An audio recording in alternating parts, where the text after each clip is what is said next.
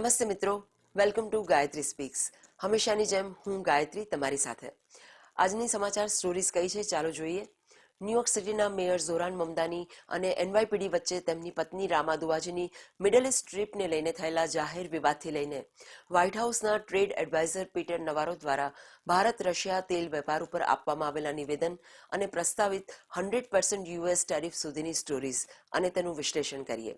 શરૂઆત કરીએ આજના પહેલા મોટા સમાચારથી. ન્યુયોર્ક સિટીના રાજકીય વર્તુળો અને સિટી હોલમાં એક અત્યંત શરમજનક વહીવટી વિવાદ સામે આવ્યો છે.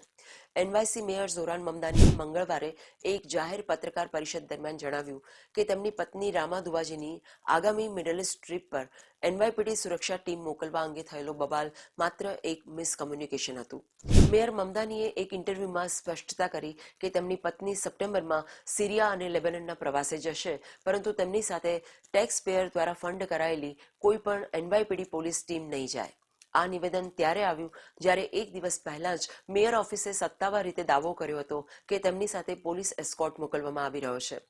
આ સમગ્ર ડ્રામાની શરૂઆત સોમવારે થઈ જ્યારે મેયર મમદાનીના વરિષ્ઠ પ્રવક્તા ડોરા પેકેજે મીડિયાને નિવેદન આપ્યું કે એનવાયપીડીની મજબૂત ભલામણ ઉપર ફર્સ્ટ લેડી રામા દુવાજી સાથે સિરિયા અને લેબનન પ્રવાસ ઉપર સિટી કોપ્સની સુરક્ષા ટીમ જઈ રહી છે. પરંતુ આ દાવો બહાર આવ્યાના બીજા જ દિવસે મંગળવારે સવારે પોલીસ કમિશનર જેસિકા ટીશ હેઠળ આવતી એનવાયપીડીએ એક આકરું સત્તાવાર નિવેદન બહાર પાડીને પોતાના જ બોસ મેયર મમદાનીના દાવાને ફગાવી દીધો. એનવાયપીડી પ્રવક્તાએ સ્પષ્ટ કર્યું કે એનવાયપીડી એવા દેશોમાં પોતાના અધિકારીઓને અંગત કારણોસર નથી મોકલતું જે સ્ટેટ ડિપાર્ટમેન્ટની લેવલ 4 ટ્રાવેલ એડવાઇઝરીમાં આવતા હોય, સિવાય કે તે કોઈ તપાસ કાર્યમાં સાથે જોડાયેલું હોય, કોઈ ઇન્વેસ્ટિગેશન હોય. આ કોઈ તપાસ પ્રવાસ નથી અને તેથી એનવાયપીડીનો કોઈ કર્મચારી તેમની સાથે પ્રવાસ નહીં કરે. અંદરના સૂત્રોએ જણાવ્યું કે મેયર ઓફિસે આ નિર્ણયની જાહેરાત કરતા પહેલા પોલીસ કમિશનર પાસેથી ચકાસણી પણ નહોતી કરી. એ સમજાતી બહારની વાત છે કે મેયરની પત્નીને મિડલ ઇસ્ટ જવું હોય તો તેઓ પોતાના અંગત નિર્ણય માટે કરદાતાઓના પૈસે સુરક્ષા શા માટે ઈચ્છે છે. આ સ્ટોરીની વધુ વિગતો તો આવતી રહેશે. સિરિયા અને લેબનન બંને યુએસ સ્ટેટ ડિપાર્ટમેન્ટની ડુ નોટ ટ્રાવેલ લિસ્ટમાં છે. ભૂતપૂર્વ પોલીસ કમિશનર બિલ બ્રેટને આ પગલાંને ગંભીર ભૂલ અને ખર્ચાળ ગણાવ્યું અને કહ્યું કે સ્ટેટ ડિપાર્ટમેન્ટ અને ફેડરલ એજન્સીઓની મંજૂરી વિના કોઈ વિદેશી લેવલ 4 ઝોનમાં સિટી કોપ્સને મોકલવા એ અશક્ય કાર્ય હતું. 29 વર્ષીય સિરિયન અમેરિકન આર્ટિસ્ટ રામા દુવાજી અગાઉ પણ પોલીસ પ્રોટેક્શન વિના ઇન્ટરનેશનલ ટ્રાવેલ કરી ચૂક્યા છે. જેમ કે ગયા મહિને જ ફ્રાન્સના કોર્સિકા અને સ્પેનના માલોર્કામાં તેઓ આધ્યાત્મિક અને કલા કાર્યક્રમો હોસ્ટ કરી રહ્યા હતા. આ જાહેર વિવાદ મેયર ઝોરાન મમદાનીની અને એનવાયપીડી કમિશનર જેસિકા ટીશ વચ્ચે ચાલી રહેલા રાજકીય તણાવને પણ છતો કરે છે, જ્યાં ટીશ અગાઉ પણ પોલીસ શૂટિંગ અને કાયદો વ્યવસ્થા સંભાળવાના મુદ્દે મેયરથી જાહેર રીતે અસહમત થઈ ચૂક્યા છે. મિત્રો, સિટી હોલનું પોલીસ કમિશનર સાથે તપાસ કર્યા વિના પ્રેસ સ્ટેટમેન્ટ આપી દેવું અને ત્યારબાદ એનવાયપીડીનું જાહેર રીતે મેયરનો વિરોધ કરવો એ સ્પષ્ટ દર્શાવે છે કે ન્યુયોર્ક સિટી વહીવટની અંદર કમ્યુનિકેશન કેટલું ખરાબ રીતે તૂટી ગયું છે. સ્ટેટ ડિપાર્ટમેન્ટની લેવલ 4 ચેતવણીવાળા ઝોનમાં સ્થાનિક સિટી પોલીસને અંગત પારિવારિક પ્રવાસો પર મોકલવી એ માત્ર સુરક્ષાનું જોખમ જ નહોતું, પરંતુ એક ટેક્સ પેયર્સના લાખો ડોલરનો બગાડ હતો. ફર્સ્ટ લેડી હોવાને નામે જાહેર સંસાધનોનો ઉપયોગ કરવાનો પ્રયાસ કરવો અને પાછળથી તેને ગેરસમજ કહેવી એ એક નબળો બચાવ છે. મેયર મમદાનીએ રાજકીય બહાનાબાજી કરવાને બદલે પોતાની સંચાર વ્યવસ્થા અને કાયદા અમલીકરણ સંકલનને મજબૂત કરવું પડશે. આગામી સ્ટોરી પણ એક ચાલી રહેલી ખેંચતાણ વિશે છે. વોશિંગ્ટન અને નવી દિલ્હી વચ્ચે ચાલી રહેલી આંતરરાષ્ટ્રીય વેપાર વાટાઘાટો વચ્ચે એક મોટું રાજદ્વારી નિવેદન સામે આવ્યું છે. વ્હાઇટ હાઉસના ટ્રેડ એડવાઇઝર પીટર નવારોએ મંગળવારે 11મી ઓગસ્ટે પ્રેસ બ્રીફિંગ દરમિયાન દાવો કર્યો હતો કે 2022માં મોસ્કો દ્વારા યુક્રેન ઉપર આક્રમણ કર્યા પછી ભારતે રશિયન તેલની ખરીદીમાં નોંધપાત્ર વધારો કર્યો છે અને આ વેપારે રશિયાના યુદ્ધ પ્રયાસોને ફંડ કરવામાં મદદ કરી છે. જો કે નવારોએ આ દાવાના સમર્થનમાં બ્રીફિંગ દરમિયાન કોઈ સત્તાવાર આંકડા કે નક્કર ડેટા રજૂ કર્યા ન હતા. તેમણે ફાઇનાન્શિયલ ટાઈમ્સના તેમના જૂના ઓપિનિયન આર્ટિકલનો સંદર્ભ આપ્યો અને કહ્યું કે યુદ્ધ પહેલા ભારત રશિયન એનર્જી ટ્રેડમાં સક્રિય નહોતું, પરંતુ ત્યાર પછી આ પ્રમાણ તીવ્રપણે વધ્યું છે.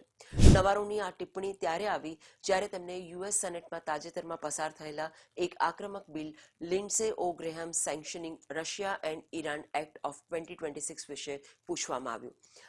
આ બિલ જે સેનેટમાં 86-11ની જંગી બહુમતીથી પસાર થયું છે તે યુએસ વહીવટને રશિયન તેલ અને ગેસના ટોચના 5 ખરીદદારો ઉપર 100% સુધીના દંડાત્મક ટેરિફ લાદવાની સત્તા આપે છે. જ્યારે રિપોર્ટરે પૂછ્યું કે શું આ નવો કાયદો ભારત અને અમેરિકાના દ્વિપક્ષીય વેપાર સંબંધોને દબાણમાં મૂકશે, તો નવારોએ બિલ પર સીધી ટિપ્પણી કરવાને બદલે બંને દેશોના સર્વોચ્ચ નેતૃત્વ ઉપર વાત નાખી દીધી.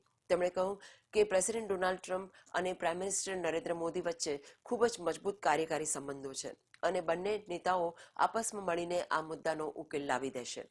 આ દરમિયાન વ્હાઇટ હાઉસ બ્રીફિંગમાં નવારોએ ટ્રમ્પ વહીવટીતંત્રની ટેરિફ વ્યૂહરચનાનો બચાવ કરતા કહ્યું કે ઊંચા આયાત ટેરિફને કારણે વિદેશી કંપનીઓ અમેરિકામાં મેન્યુફેક્ચરિંગ યુનિટ સ્થાપી રહી છે અને સ્થાનિક રોકાણ વધી રહ્યું છે. જોકે તેમણે સ્વીકાર્યું કે મોંઘવારીને કારણે અમેરિકન જનતા મુશ્કેલીઓનો સામનો કરી રહી છે. હાલમાં વોશિંગ્ટન અને નવી દિલ્હી વચ્ચે દ્વિપક્ષીય વેપાર કરાર ઉપર સક્રિય વાટાઘાટો ચાલી રહી છે.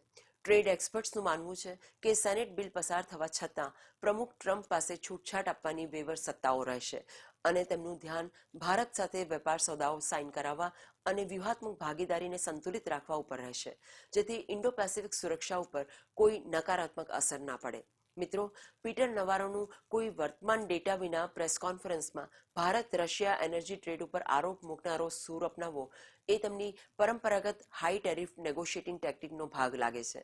ભારતે અગાઉ પણ અનેક વખત આંતરરાષ્ટ્રીય મંચો ઉપર સ્પષ્ટ કર્યું છે કે ડિસ્કાઉન્ટેડ રશિયન ક્રૂડ ઓઇલ ખરીદવાથી વૈશ્વિક એનર્જી માર્કેટ સ્થિર રહે છે અને દેશની મોંઘવારી નિયંત્રણમાં રહે છે.